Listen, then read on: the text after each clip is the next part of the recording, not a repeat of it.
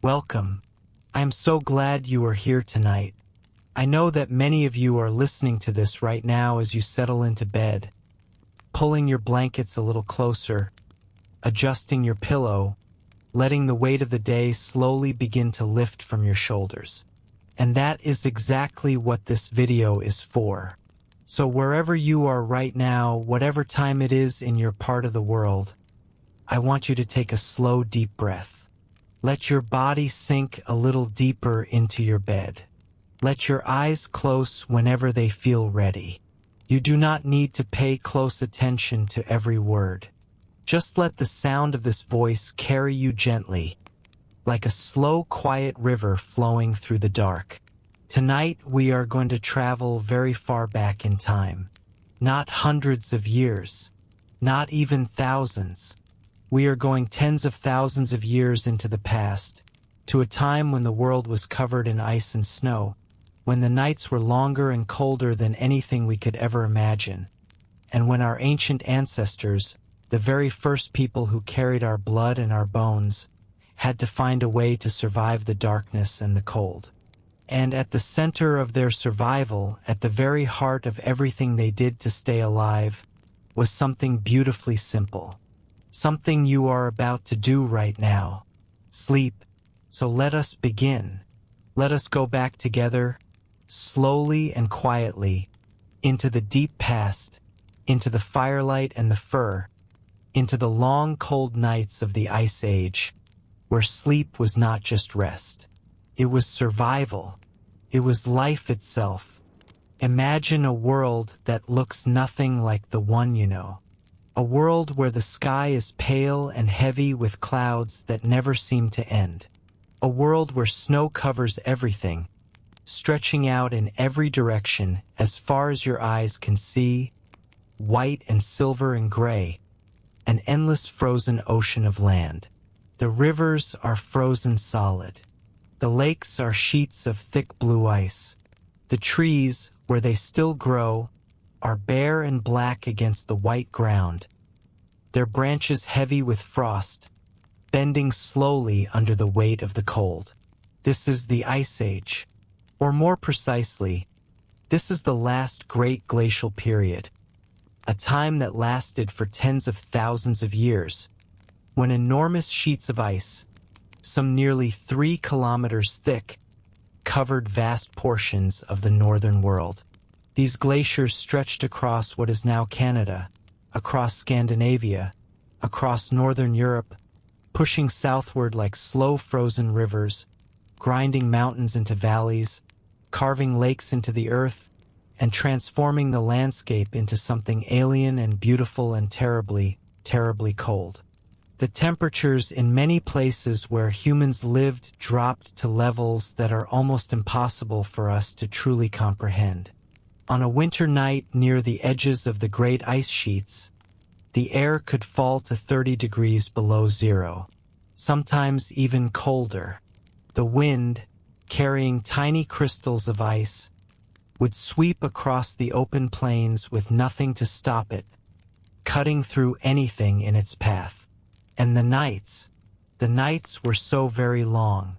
In the deep winter months, in the northern places where many of our ancestors lived, darkness could last for 15 or 16 hours. 16 hours of cold. 16 hours of darkness. 16 hours of wind and ice and danger. And somewhere in that darkness, inside a cave or a small shelter built from bones and animal skins, a group of people huddled together around a small flickering fire. And they slept. To understand why sleep mattered so much to these ancient people, you first need to feel, even just for a moment, what the cold truly meant to them. Not the kind of cold you feel when you step outside on a winter morning and hurry to your car. Not the chill of a poorly heated room. This was a cold that could kill. A deep, patient, relentless cold that wrapped itself around your body and slowly, steadily pulled the warmth out of you, degree by degree, hour by hour, until there was nothing left. The human body needs to stay at a temperature of about 37 degrees to survive. Every moment of every day, your body is working quietly to maintain that temperature, burning the food you have eaten to produce heat, circulating warm blood through your arms and legs and fingers and toes. But in the freezing conditions of the Ice Age, this process consumed enormous amounts of energy. Scientists who study ancient human nutrition believe that people living in these cold environments may have needed as many as 5,000 calories every single day just to keep their bodies warm. That is nearly double what most of us need today. And food was not easy to find. In the winter months, there were almost no plants to eat. The ground was frozen. The rivers were locked under ice. The only food available came from hunting large and dangerous animals across the frozen plains. A failed hunt meant hunger. Hunger meant weakness. Weakness meant that the body could no longer fight the cold. And so every calorie, every tiny piece of energy, became precious beyond measure. This is why sleep was so important. When you sleep, your body slows down. Your heart beats more gently. Your breathing becomes soft and steady. Your muscles relax. And your body uses less energy. Much less. Scientists have found that during sleep, your body burns roughly 15% fewer calories than when you are simply sitting quietly awake. For our Ice Age ancestors, this energy saving was not a small thing. Imagine standing on a frozen plain as the sun sets. Light fades fast, the sky turning from gray to deep purple to black.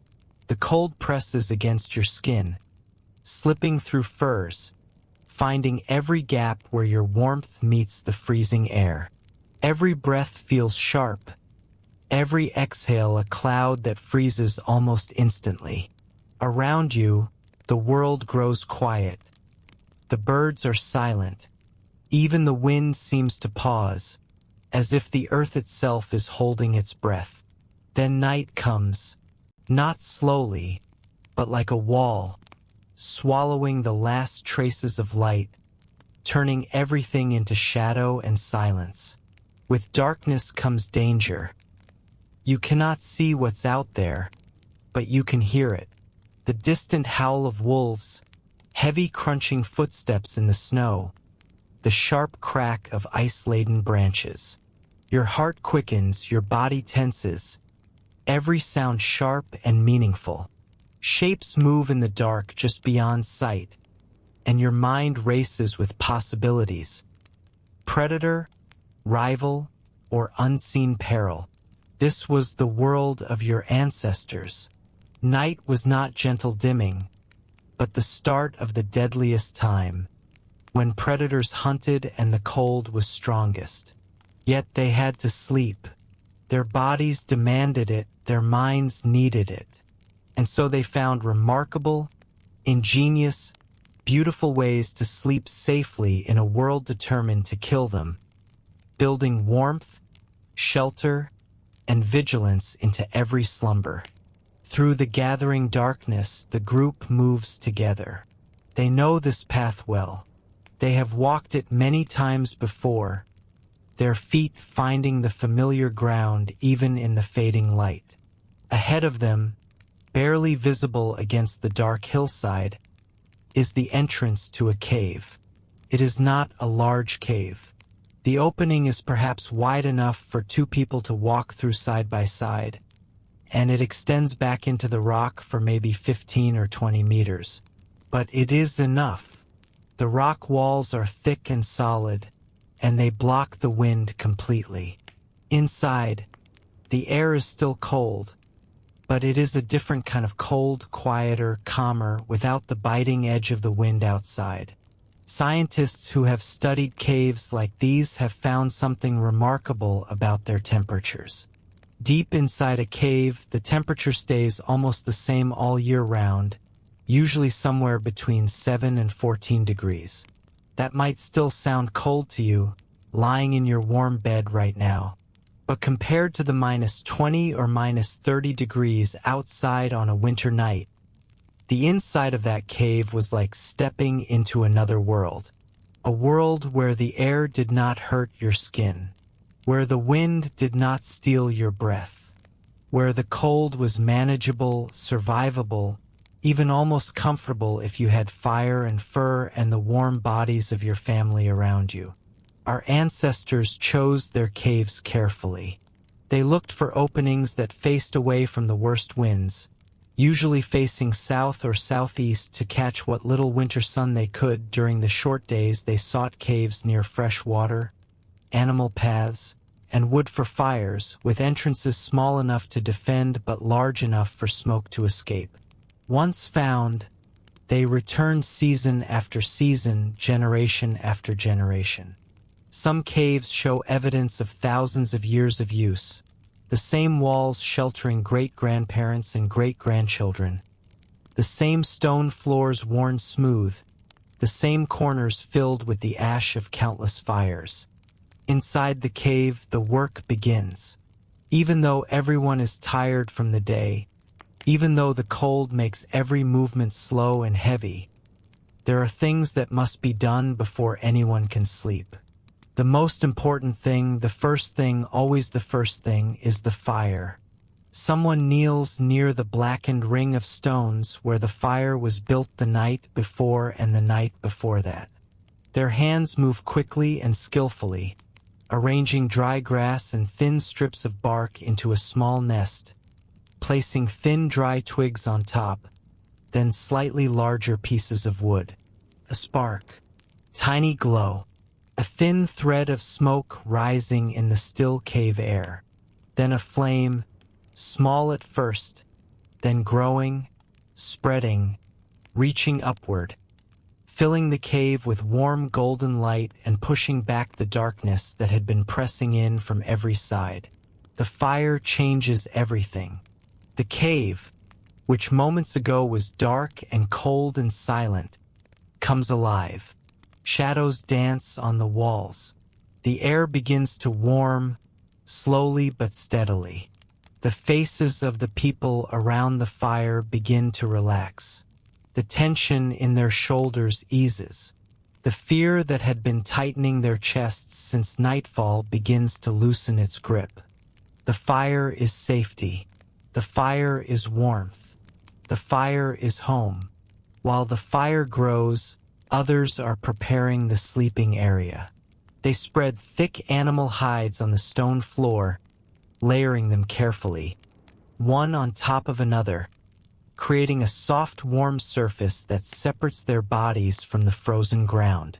The hides are from animals they have hunted, reindeer and bison and sometimes larger animals. The fur is thick and dense, still carrying the warmth of the living animal in its memory. And when you lie down upon it, it cradles your body and holds your heat close, like an embrace that lasts all night.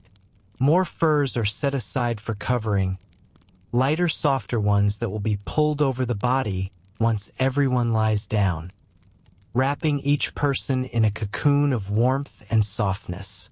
The ground beneath the furs may be hard stone, but with enough layers, it becomes something almost comfortable, something that your body can sink into and rest upon through the long hours ahead.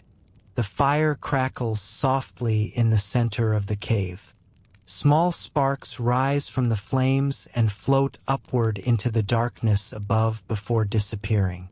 The wood shifts and settles with a quiet sound, a gentle pop and hiss that becomes a kind of music in the stillness of the cave. The light from the fire reaches out across the stone floor, touching the edges of the fur bedding, warming the faces of the people gathered around it, casting long, slow shadows on the ancient walls. This fire is the center of everything. It is the heart of the cave, the heart of the group, the one thing that makes sleep possible in a world of ice and darkness. Without it, the cold would creep in steadily through the night, pulling heat from every exposed surface of skin, chilling the blood, slowing the heart, and eventually, if the cold lasted long enough, stopping it altogether. Scientists have studied ancient fire sites in caves across Europe and found evidence that our ancestors maintained their fires with extraordinary care and skill. They chose their wood thoughtfully. Dense, heavy hardwoods that burned slowly and produced long-lasting embers were saved for the nighttime fires. Because these woods could hold their heat for hours, glowing quietly in the darkness even when the flames themselves had died down.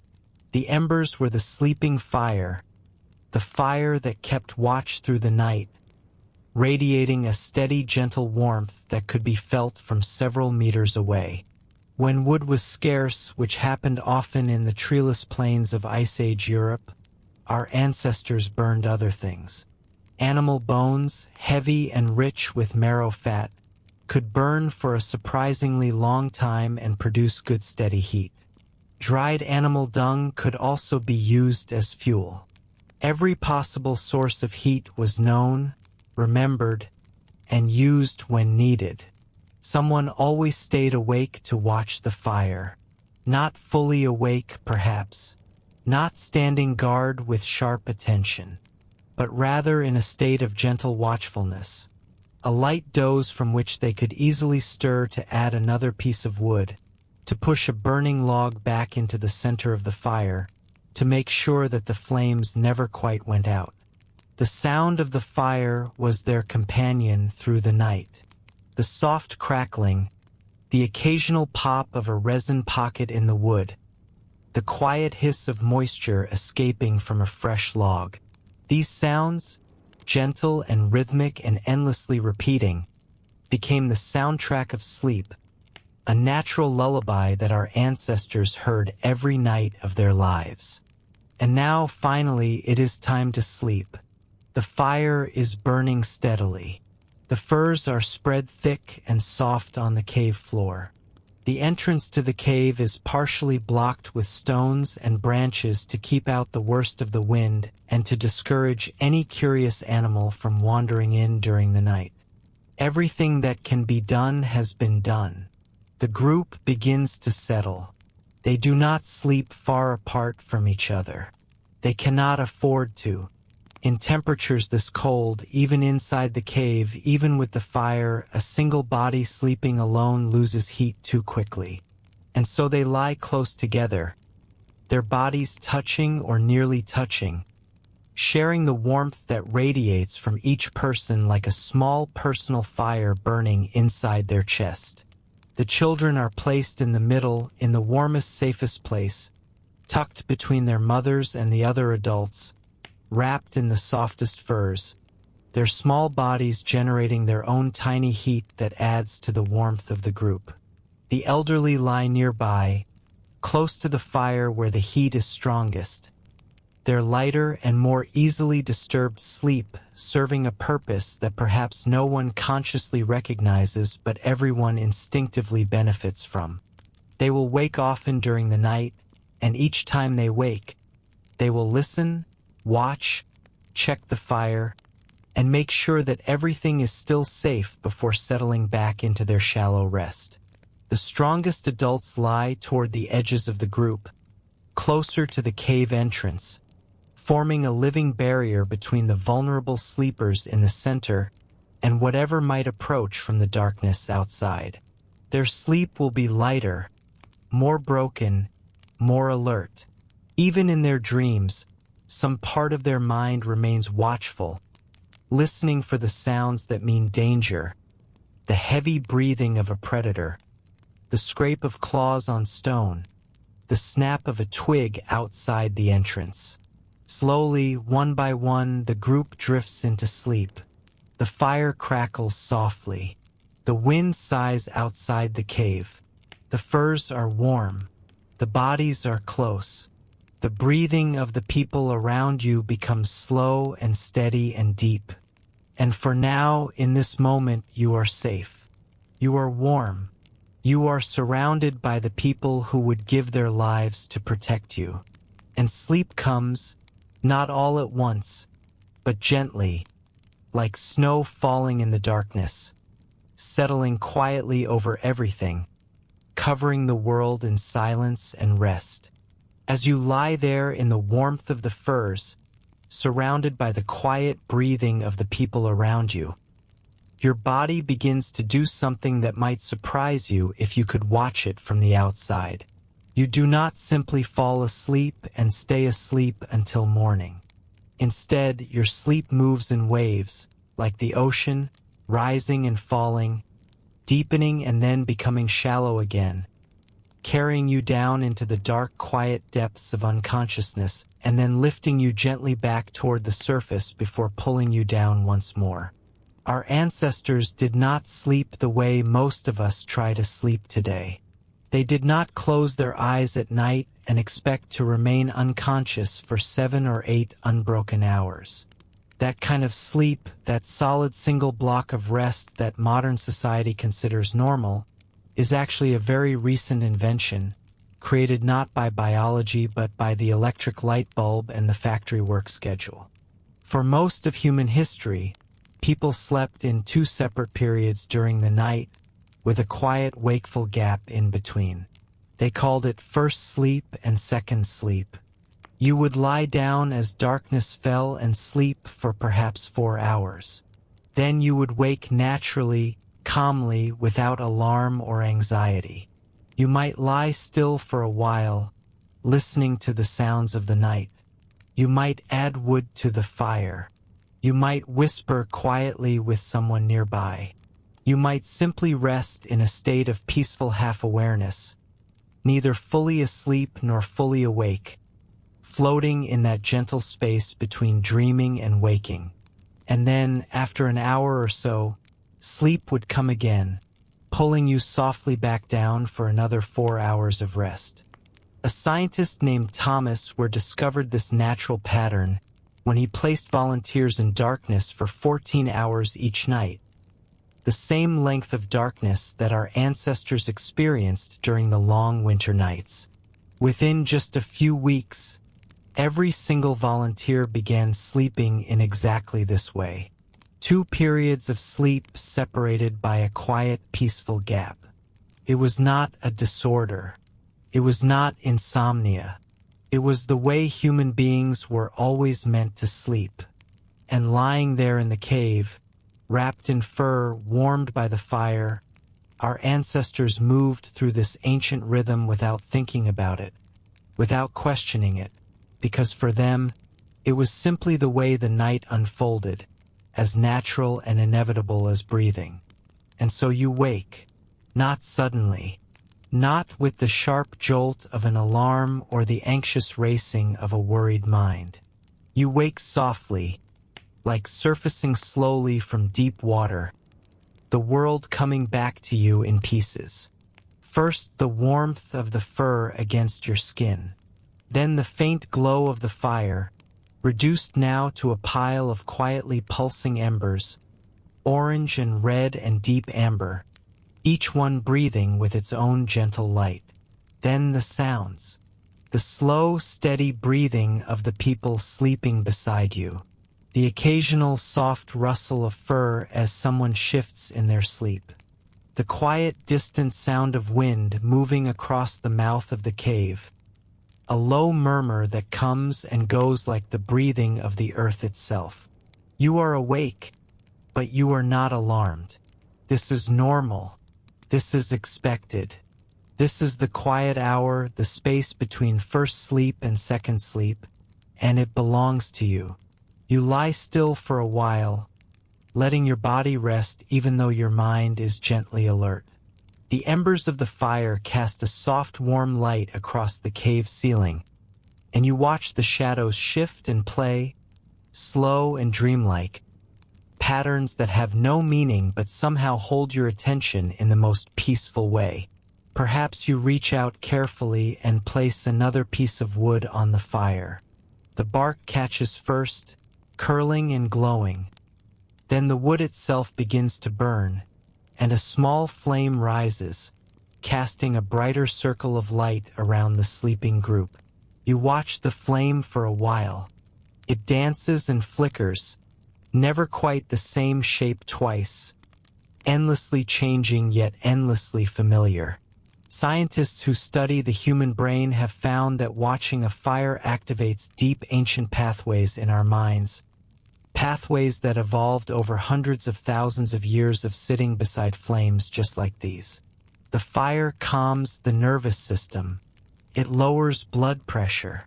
It slows the heart rate. It creates a state of relaxed attention that is almost identical to the early stages of meditation.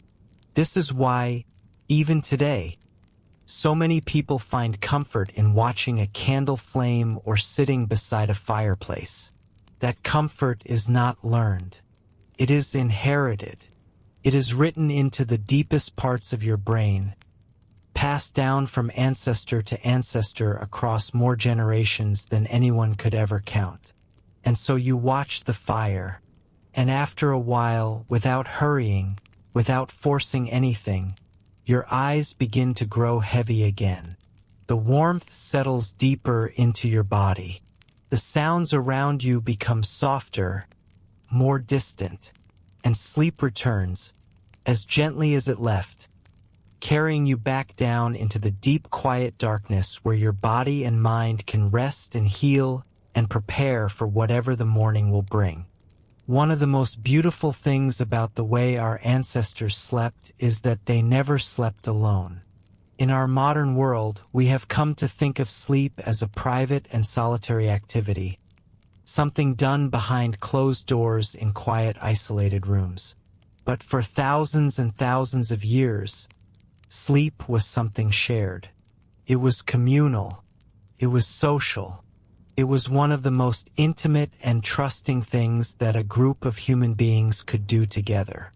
Inside the cave, the bodies of the sleeping group are arranged with a kind of unconscious wisdom, a pattern that no one planned but everyone understands. The smallest and most vulnerable, the babies and young children, sleep at the very center, surrounded on all sides by warm adult bodies. They are wrapped in the softest furs, tucked against their mothers, their tiny faces pressed against warm skin, their small chests rising and falling in rhythm with the heartbeat they can feel through their mother's body.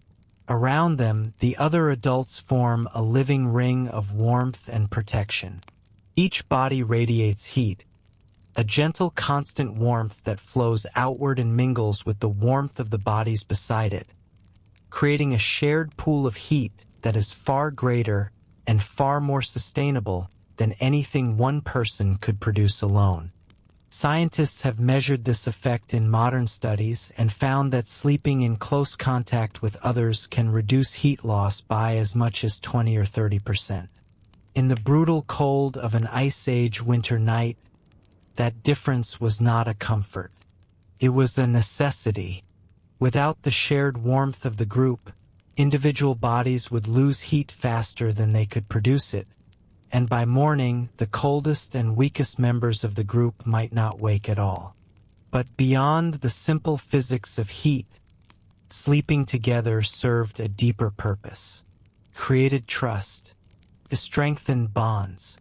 It reminded every person in the group that they were not alone, that they belonged to something larger than themselves, that there were people around them who cared whether they lived or died. The warmth of another body beside you in the darkness is one of the oldest and most powerful forms of comfort that human beings have ever known. And tonight, even though you may be lying in your bed alone, or with just one person beside you, you carry within you the memory of those ancient nights. The part of your brain that feels safest when you are warm and close and held, that part has not changed. It is still there, still listening, still remembering the firelight and the fur and the breathing of the people who kept you safe through the long, cold dark. Not everyone in the cave is sleeping at the same time. If you could somehow hover above the group and watch them through the entire night, you would notice something remarkable. At any given moment, at least one or two people are awake. Their eyes are open or half open, catching the dim glow of the fire.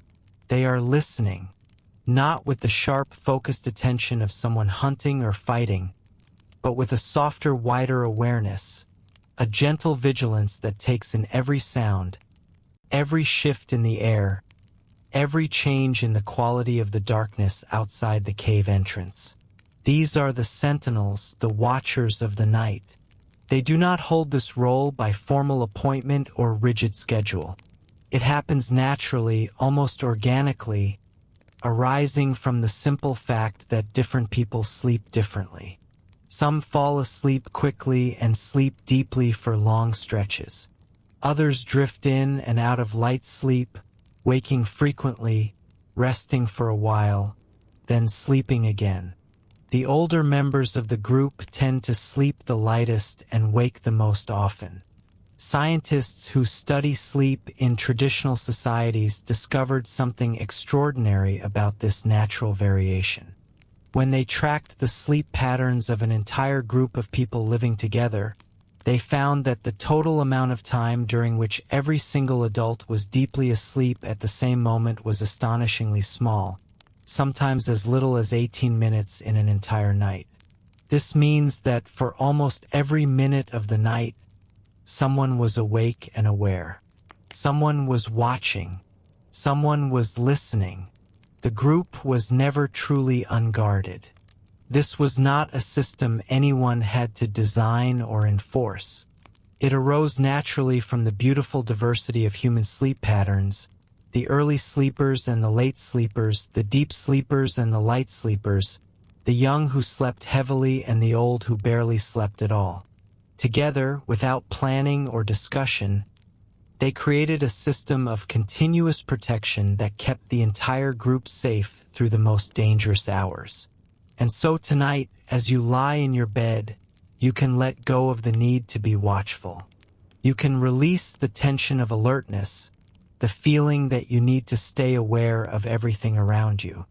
For thousands of years, your ancestors perfected the art of watching over each other so that you could sleep. That instinct is still with you, and right now, in this moment, you can trust it.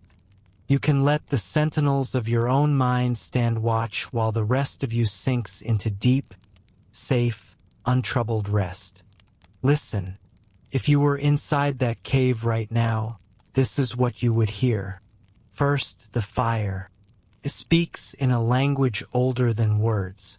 A soft, continuous murmur of crackling and popping, tiny explosions of resin in the burning wood, the quiet hiss of moisture turning to steam, the low, gentle roar of the draft feeding oxygen to the base of the flames. The fire never sounds exactly the same from one moment to the next, and yet its voice is always familiar, always comforting, always present. Behind the fire, you would hear breathing, the slow, deep breaths of the adults sleeping nearby, each one slightly different in rhythm and depth, creating a kind of quiet symphony that rises and falls like waves on a distant shore. A child sighs softly in their sleep and turns over, their small body rustling against the fur.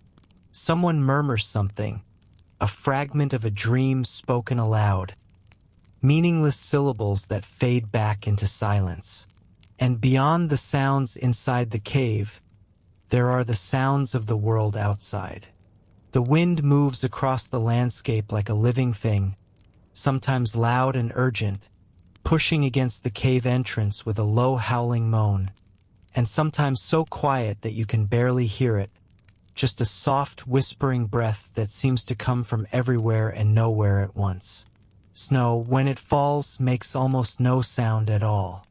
Just a faint, barely perceptible thickening of the silence, as if the air itself is becoming softer and heavier. Sometimes, far away, you might hear the call of an animal, a wolf howling somewhere on the distant hills, its voice rising and falling in a long, mournful note that carries across the frozen landscape for kilometers, or the deep grunt of a bison moving through the darkness, or the sharp, high bark of a fox, quick and bright against the low background hum of the wind. These sounds, which during the waking hours might have brought alertness and tension, take on a different quality in the protected space of the cave. They become part of the night's music. They remind you that the world outside is vast and alive, but they do not threaten you here, behind the walls of stone, behind the warmth of the fire, behind the circle of sleeping bodies that surrounds you like a fortress made of breath and warmth and trust. Let these sounds carry you now. The crackling of the fire, the breathing of the sleepers, the distant whisper of the wind. They are the oldest lullaby in the world, sung to every human being who has ever lived, and they are singing to you now. As sleep deepens, your mind begins to move into a different kind of space. The waking world, with all its sharp edges and urgent demands, fades away, and in its place something else begins to form. Images, feelings, fragments of memory, the beginning of dreams. Our ancestors dreamed just as we dream. Their brains, during the deepest stages of sleep, were doing the same extraordinary work that your brain does every single night, sorting through the experiences of the day, keeping what matters, letting go of what does not, weaving the raw material of daily life into something deeper, something that becomes part of who you are.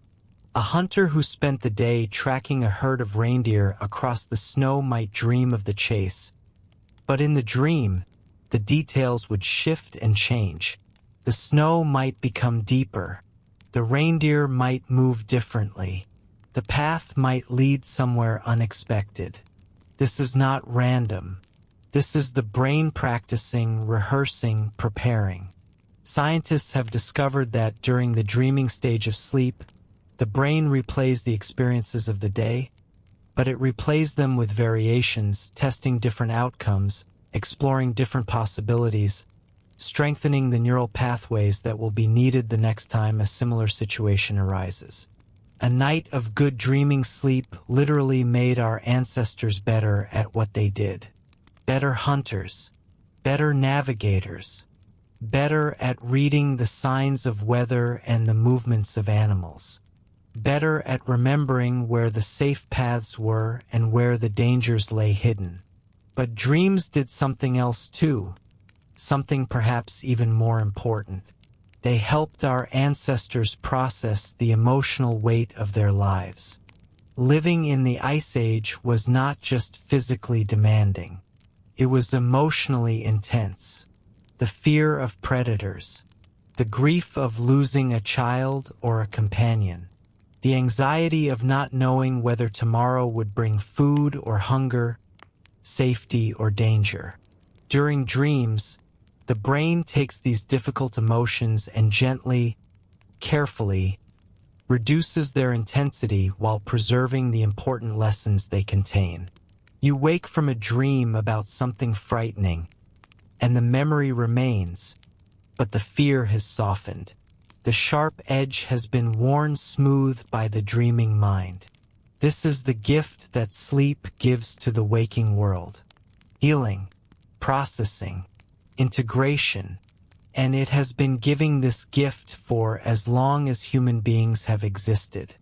In the warmest part of the sleeping area, closest to the fire, closest to the adults, the children sleep. Their sleep is different from the sleep of the adults around them.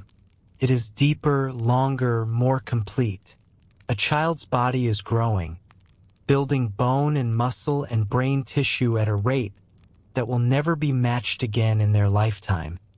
And sleep is when most of this building happens. In the quiet darkness of the cave, the bodies of the sleeping children are working hard even as they lie perfectly still. Growth hormone flows through their bloodstream in pulses, triggered by the deep, slow waves of brain activity that characterize the deepest stage of sleep.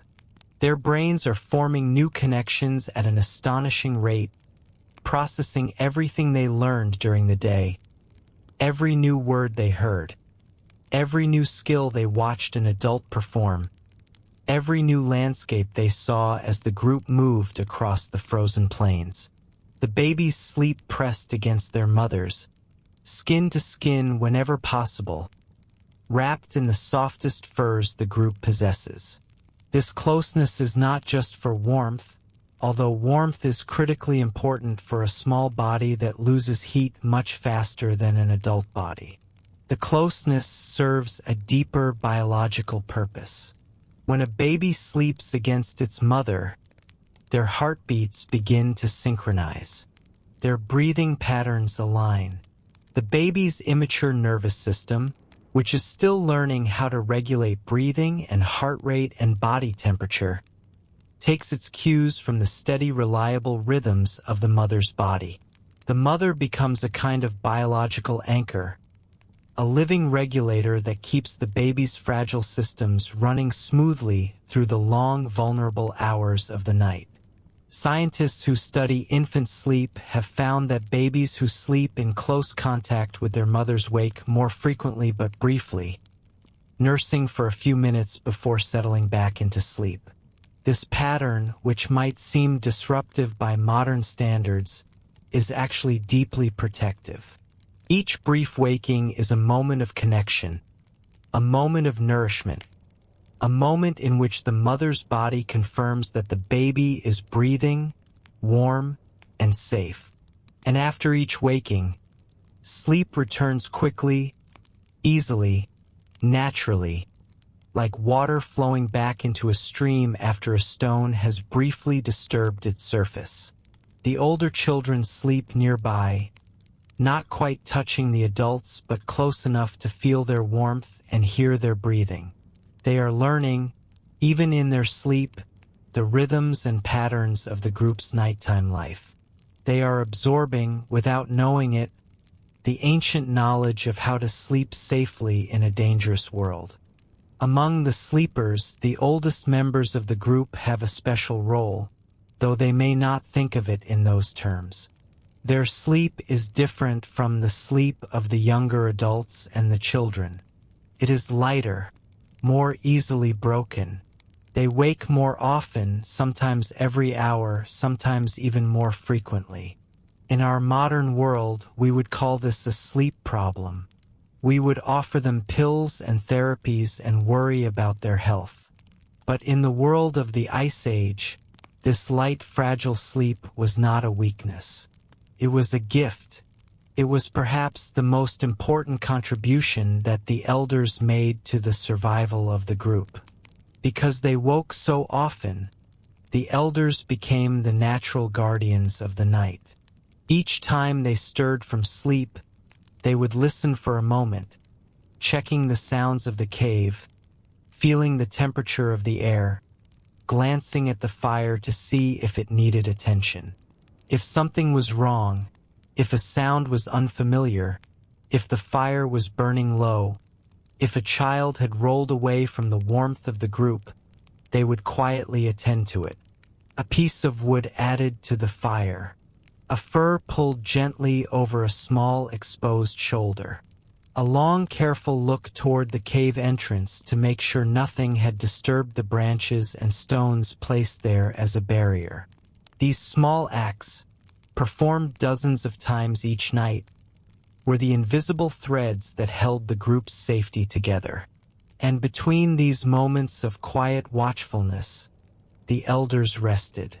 Not deeply, not for long, but enough.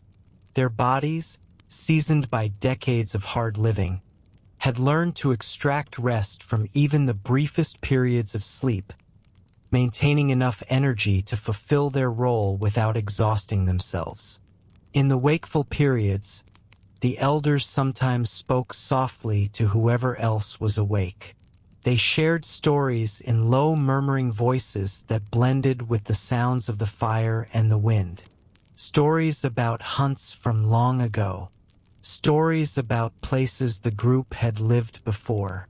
Stories about people who had died but whose memory lived on in the words spoken over the fire in the deep hours of the night. These stories were not just entertainment. They were education. They were the library, the school, the archive of the group's accumulated knowledge, transmitted from generation to generation through the gentle medium of the spoken word in the quiet hours between first sleep and second sleep. And so the elders, with their light sleep and their long memories, were both the guardians and the teachers of the night, keeping the group safe and keeping its knowledge alive while the younger members slept the deep restorative sleep their demanding physical lives required. The way our ancestors slept changed with the turning of the seasons, shifting slowly and naturally like the tides of a great ocean responding to the pull of the moon. In the deep heart of winter, when the sun barely lifted itself above the horizon before sinking back down again and the darkness stretched for 15 or 16 hours, sleep expanded to fill the long empty night. There was no reason to fight it. There was no artificial light to push it back. There was no schedule to keep, no alarm to set, no obligation to be awake at a specific hour. The darkness came, and with it came rest. The body, wise in ways that the conscious mind could never fully understand, recognized the winter darkness as an invitation to slow down, to conserve, to heal, to dream, and so sleep in winter was longer, deeper, and more complete than at any other time of the year. Scientists studying sleep in modern humans have confirmed that this seasonal pattern is not just cultural but biological. A study conducted in Berlin tracked the sleep of hundreds of people across the changing seasons and found that during the winter months, people naturally slept approximately 1 hour longer than during the summer. But the most interesting finding was not just the extra time. It was the quality. During winter sleep, the brain spent significantly more time in the dreaming stage, that extraordinary state in which the mind processes emotions, consolidates memories, and performs the deep cognitive maintenance that keeps us mentally healthy and sharp. Our Ice Age ancestors, sleeping through those immensely long winter nights, would have experienced this extended dreaming time as a natural and essential part of their yearly cycle. The winter was hard. Food was scarce. Movement was limited. The cold was relentless. But the long nights gave something back. They gave the gift of deep restorative sleep, of extended dreaming, of time for the body to repair and the mind to heal. And when spring finally came, when the days began to lengthen and the ice began to soften and the first green shoots appeared through the thinning snow, the people who emerged from their winter caves and shelters were rested. They were restored. They were ready. The winter had taken much from them, but through sleep, it had also given them something precious in return. As the world warmed and the days grew longer, the rhythm of sleep shifted again. The sun, absent for so many months, returned with growing strength, lingering longer in the sky each day, pushing the darkness back hour by hour until in the height of summer the nights were short and pale and barely dark at all. Sleep in the warm months was different, shorter, lighter, more broken into pieces scattered throughout the day and night. There was so much to do. The animals were moving, migrating in great herds across the thawing plains, and the hunters needed to follow them.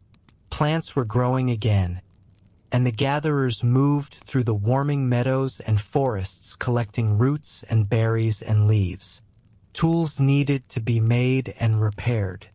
Hides needed to be prepared for the coming winter. Every hour of daylight was precious, and sleep was compressed to make room for the intense activity of the short warm season. But the body still needed rest, and so our ancestors adapted as they always adapted.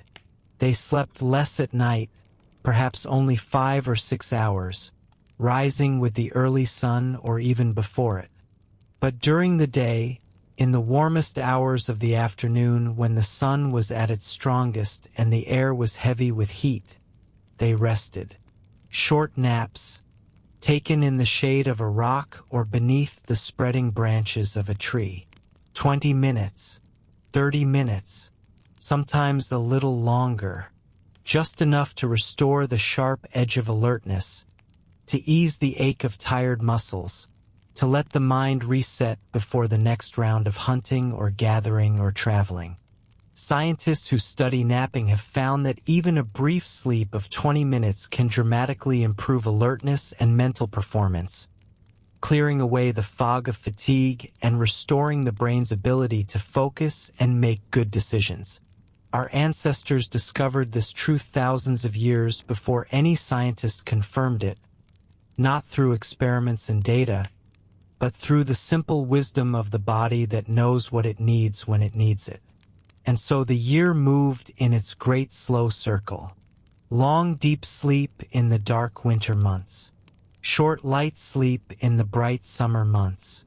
And between them, the gentle transitions of spring and autumn, when sleep gradually expanded or contracted like breathing, always adjusting, always finding the right rhythm for the season and the demands it brought. This is the pattern that your body still remembers, written deep in your cells and your hormones and the ancient clock that ticks quietly in the center of your brain, telling you when to sleep and when to wake, following a rhythm that was set not by modern life but by the turning of the earth itself. Not every night was spent inside the safety of a cave or a carefully built shelter.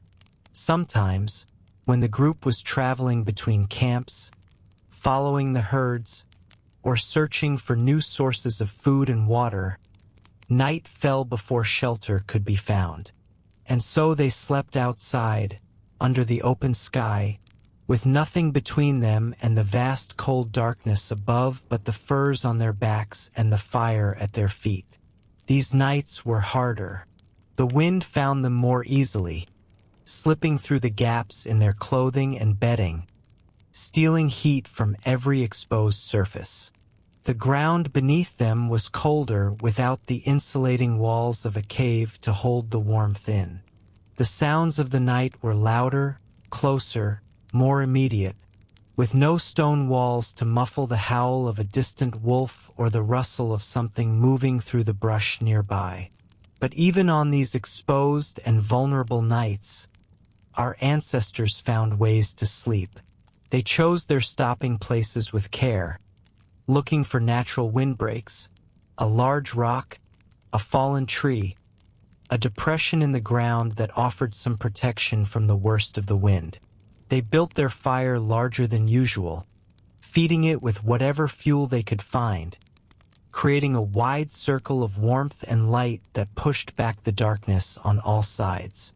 They pressed their bodies closer together, huddling in tight formations that minimized the surface area exposed to the cold air.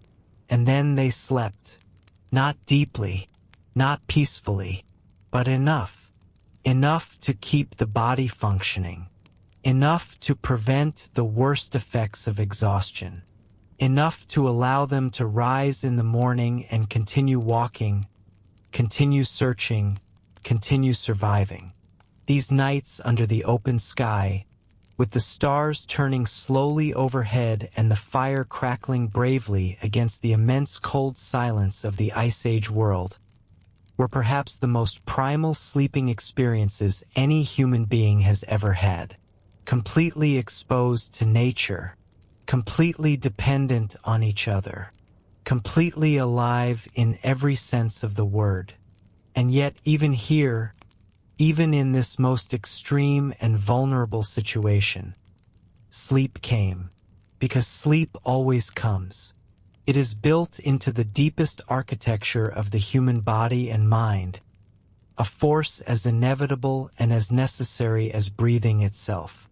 No matter how cold the night, no matter how loud the wind, no matter how close the danger, the body will eventually find its way to rest. This is the gift that evolution has given us, the assurance that even in the darkest and most difficult moments, Sleep will find you, will hold you, will carry you through to the morning. For our ancestors, darkness was not just an absence of light. It was a presence, a real, physical, almost tangible thing that filled the world from edge to edge every night, pressing against the cave entrance, swallowing the landscape, turning familiar places into unknown territories of shadow and mystery. Learning to sleep in this darkness, truly sleep, deeply and restfully, required something more than physical comfort and warmth. It required a kind of psychological peace, a way of making friends with the dark, of accepting it not as an enemy but as a companion. The campfire was the primary tool for achieving this peace. Its warm light created a small island of familiarity and safety in the vast ocean of darkness, a place where faces could be seen and recognized, where the boundaries of the sleeping space were clearly defined, where the eye could rest on something known and comforting instead of straining helplessly against the impenetrable black. But the fire did more than provide visual comfort. It created an entire sensory environment that signaled safety to the deepest and most ancient parts of the human brain. The warmth on the skin, the sound of crackling wood, the smell of wood smoke, warm and earthy and deeply familiar. All of these sensations together formed a powerful psychological signal that told the nervous system it is safe to let go now. It is safe to stop watching. It is safe to close your eyes and rest. A scientist who studied the social life of people who still live by firelight found that the nighttime hours around the fire were fundamentally different from the daytime hours. During the day, people talked about practical things, food, work, problems that needed solving, disagreements that needed resolving. But at night, around the fire, the conversation changed completely. People told stories. They sang. They talked about their feelings, their relationships, their memories, their hopes. The fire created a space for emotional connection and psychological healing that was unlike anything that happened during the daylight hours.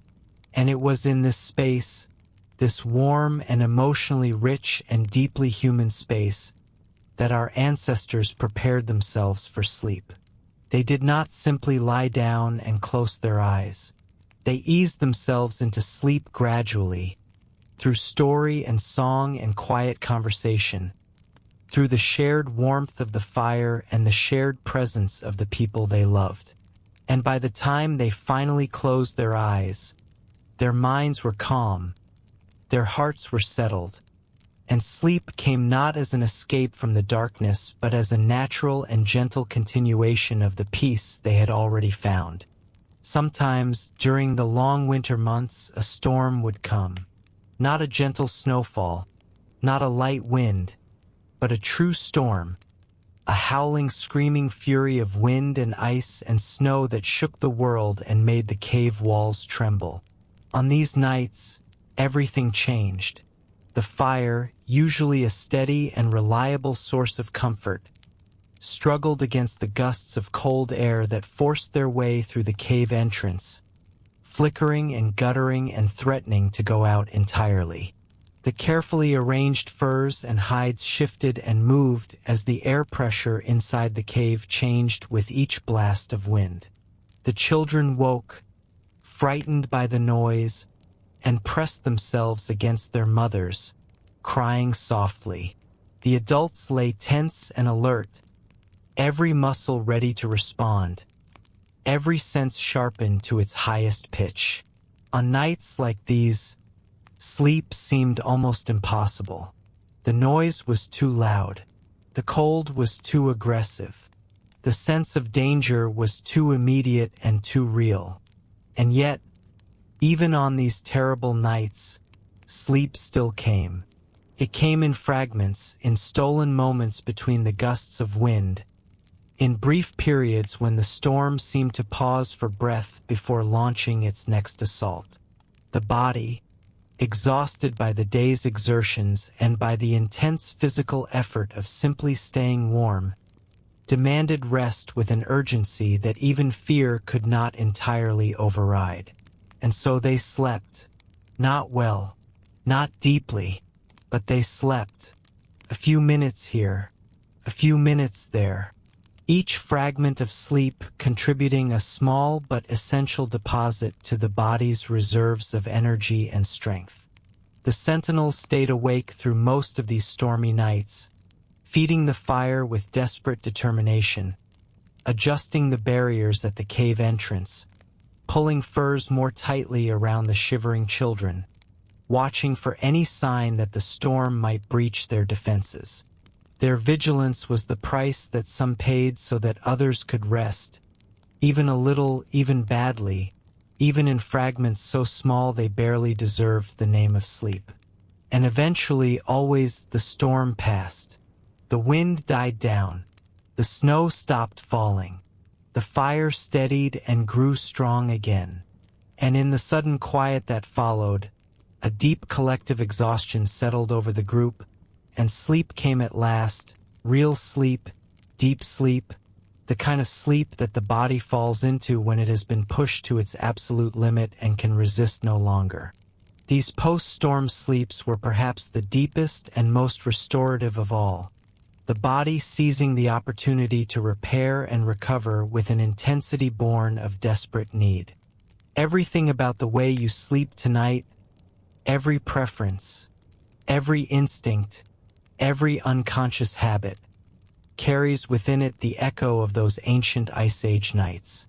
When you pull the blankets up to your chin and feel that immediate sense of comfort and safety, you are responding to the same instinct that made our ancestors wrap themselves in animal furs against the freezing dark. When you feel most relaxed and sleepy while watching the gentle flicker of a candle or listening to the soft crackling of a fire, you are hearing the same sounds that lulled 100,000 generations of human beings to sleep in their caves and shelters, and your brain is responding to those sounds with the same ancient recognition. When you wake in the middle of the night at 2 or 3 in the morning and lie quietly in the darkness for a while before falling back to sleep, you are not experiencing a disorder. You are experiencing the natural legacy of segmented sleep, the same 2-part rest pattern that served our ancestors so well through the long dark winters of the Ice Age. When you feel calmer and safer sleeping next to someone you love and trust, when the warmth of another body beside you in the bed makes sleep come faster and feel deeper, you are feeling the same primal comfort that our ancestors felt when they pressed their bodies close together in the firelit dark, sharing warmth, sharing safety, sharing the simple, profound reassurance of not being alone in the night. Even your preference for sleeping in a cool room is an inheritance from those distant times. Scientists have found that the ideal temperature for human sleep is between about 15 and 19 degrees, remarkably close to the temperature inside the caves where our ancestors slept for thousands of generations. Your body expects to sleep in a cool environment and sleeps best when it finds one, because that is what it has been trained to expect by 100,000 years of evolutionary experience. You are, in every meaningful sense, still sleeping in the cave. The walls around you are different. The materials are different. The dangers are different. But the body inside the blankets, the mind behind the closed eyes, the ancient rhythms of sleeping and waking and dreaming, these have not changed. They are the same tonight as they were 40,000 years ago, when the world was covered in ice and the only light in the darkness came from a small brave fire burning in the mouth of a cave. And perhaps there is a lesson in all of this. A gentle lesson, not a demanding one. Not a list of rules to follow or habits to force upon yourself. Just a quiet suggestion, whispered across thousands of years from our ancestors to us, about how to find the kind of sleep that your body and mind were truly designed for. Spend time in natural light during the day.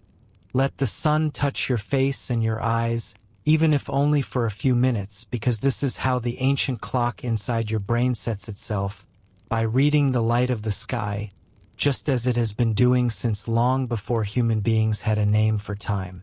When evening comes, let the light around you grow softer and dimmer. Your ancestors did not choose to dim the lights at night. Nature did it for them. As the sun set and the only remaining light was the warm, gentle glow of the fire. But you can choose it. You can put down the bright screen.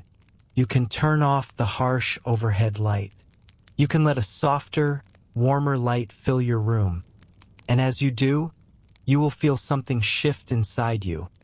A quiet settling, a gentle loosening of the day's tension. As your brain recognizes the ancient signal that darkness is coming and sleep is near. Move your body during the day. Our ancestors did not need to be told to exercise. Their lives demanded constant physical effort. Walking, carrying, building, hunting, and this effort was one of the most powerful natural sleep aids that has ever existed. A body that has been truly used during the day falls into sleep with a depth and ease that no pill or supplement can match. And at night, when you lie down to sleep, let go of the expectation that sleep must come immediately and last without interruption until morning. That expectation is a modern invention, and it is one of the great sources of sleep anxiety in our world today. Our ancestors would not have understood it. They knew that sleep comes in waves, that waking in the night is natural, that the quiet hours between first sleep and second sleep are not a problem to be solved but a gift to be received. And if you can, do not sleep in fear of the dark. The darkness is not your enemy. It is the oldest friend of sleep, the companion that has walked beside every sleeping human being since the very first night. Let it hold you. Let it surround you. Let it be what it has always been, not an absence, but a presence. A soft, quiet, gentle presence that asks nothing of you except to close your eyes, let go, and rest. And so our journey comes to its end. We have traveled very far tonight, across tens of thousands of years, across frozen landscapes and into firelit caves, into the sleeping lives of people who are gone but whose blood still runs in our veins and whose instincts still guide us every time we close our eyes. They were remarkable people, brave and resourceful and deeply connected to each other and to the world around them. They faced challenges that we can barely imagine, and they survived them not through strength alone, but through cooperation, through ingenuity, through the simple, profound wisdom of knowing when to rest and how to rest and why rest matters more than almost anything else in the world. Tonight, as you lie in your warm bed, you are the living legacy of their survival. Every cell in your body carries the memory of those Ice Age nights.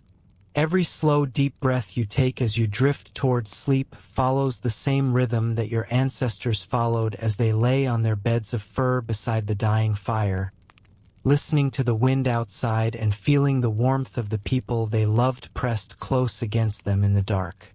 You are safe. You are warm. The fire is burning. The sentinels are watching. The furs are soft beneath you and the darkness is gentle around you. There is nothing you need to do right now. Nothing you need to think about. Nothing you need to worry about or plan for or fix. All of that can wait until morning. Right now, in this moment, the only thing in the world that matters is this. Your breath, slow and steady. Your body, heavy and warm. Your mind, quiet and still. And sleep, coming toward you now like an old friend, like a gentle hand on your forehead, like a whisper in the dark that says everything is going to be all right. Good night. Sleep well. Sleep deeply.